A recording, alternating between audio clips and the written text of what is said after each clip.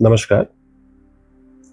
आज के वीडियो का प्रश्न है कि मेरे पास बहुत से ऐसे मैसेज आते हैं कि लोग अपनी भावनाओं से परेशान हैं, अपनी फीलिंग से परेशान हैं और कई कई दफा वो है ऐसा सोचते हैं क्या हम जो ये हमारे अंदर भावनाएं हैं, जो फीलिंग्स हैं, क्या हम इनके बगैर भी रह सकते हैं या किसी तरह से इनको हमारे शरीर से या हमारे मन से निकाला जा सकता है। और ये जो प्रश्न होता है, यह जो व्यक्ति डिप्रेशन से गुजर रहा होता है, अवसाद से गुजर रहा होता है, किसी चिंता की बीमारी से गुजर रहा होता है, अधिकतर सवाल यही लोग पूछते हैं। तो यहां पे कुछ एक बात समझ लेना जरूरी है। अगर किसी इंसान में कोई भावना नहीं है तो आप उसे मनुष्य नहीं कह सकते। समझ रहे हैं कि मेरे कहने का मतलब? फिर आप उसको एक कहना चाहिए पशु की भांति देख सकते हैं। लेकिन मुझे कभी कभी लगता है कि शायद पशुओं में थोड़ी बहुत भावना होती है। भावना मानव जीवन का एक सुंदर पहलू है। उसके बिना एक इंसान भद्दा हो जाएगा। लेकिन जैसा किसी भी चीज के साथ है, अगर भावना बेलगाम हो जाती है तो वो पागलपन बन जाती है। अगर आपके विचार बेकाबू हो जाते हैं तो वो पागलपन बन जाते हैं। अगर आपकी भावनाएं बेकाबू हो जाती हैं तो वो भी पागलपन बन जाती हैं। अगर मैं कहूं आपसे कि भावना समस्या नहीं है, जबरदस्ती लोग उसे समस्या बनाए हुए हैं।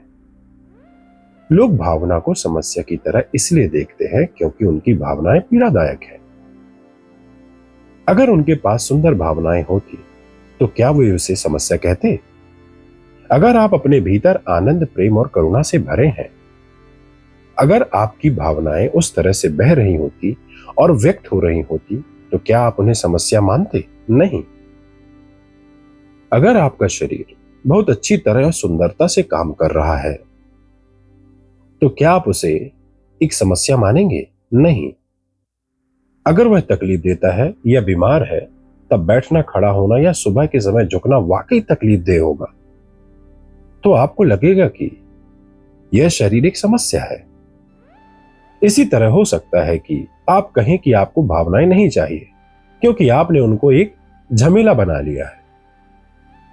अगर आपके अंदर आपकी भावनाएं वाकई सुंदर हों, जिन्होंने आपके जीवन को एक फूल की तरह बना दिया है, तो आप भावनाएं ना रखने की नहीं सोचेंगे। मैं आपसे भावनाओं को त्याग देने या उनसे परे जाने को नहीं कह रहा हूं।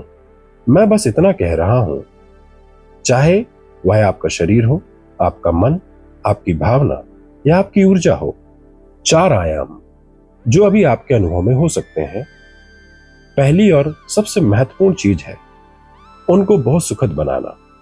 एक बार जब वो बहुत सुखद हो जाते हैं, फिर वो कोई समस्या नहीं रह जाते। जब भावनाएं समस्या नहीं रहती, जब लोग किसी और चीज की आकांक्षा नहीं करते और बहुत आनंद में होते हैं, सिर्फ तभी परे जाने की लालसा पैदा होती है। वरना आप बस जीवन संरक्षण की कोशिश करते रहते हैं। अगर आप भगवान को पुकारते हैं तो वह भी सिर्फ जीवन संरक्षण की पुकार होती है ना? जब आप यहां ठीक से जीने में असफल रहते हैं, तब आप स्वर्ग जाने की सोचने लगते हैं। अगर आप यहां पर जीवन नहीं चला पाए तो क्या गारंटी है कि आप वहां ठीक से रहेंगे? कर्नाटक के एक प्रसिद्ध ऋषि और महान कवि बासवण्णा ने कहा था, जो यहां खुश नहीं रह पाया वह वहां भी खुश नहीं रहेगा। तो यह भावनाओं से परे जाने के बारे में नहीं है। आपको परे जाना चाहिए, लेकिन परे का मतलब भावनाओं या मन या इससे या उससे परे जाने का नहीं है। आपको उन सीमाओं से परे जाना चाहिए जो आपको अभी जकड़े हुए हैं। आपके जीवन, आपके लिए भावना और विचार भी मार्ग बनने का एक तरीका और एक साधन बन सकते हैं।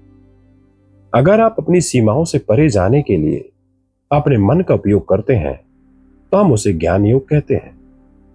अगर आप सीमाओं से परे जाने के लिए भावना का उपयोग करते हैं तो हम उसे भक्ति योग कहते हैं। अगर आप सीमाओं से परे जाने के लिए अपनी ऊर्जा का उपयोग करते हैं तो हम उसे क्रिया योग कहते हैं। उनमें से प्रत्येक एक द्वार है।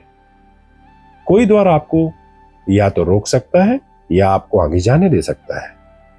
तो परे जाने के लिए अपनी भावनाओं को त्यागने और खारिज करने की जरूरत नहीं है।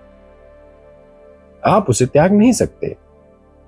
अगर आप भावनाओं से खाली होने की कोशिश करते हैं तो आपको भावनाओं को दबाना होगा और आप शुष्क बन जाएंगे। आपको अपनी भावनाओं को बहुत गहन तरीके से स्वीकार करने की जरूरत है ताकि वह आपकी मित्र बन जाए। मित्र वह होता है जो आपके लिए सुखद हो। आज के लिए इतना ही। धन्यवाद।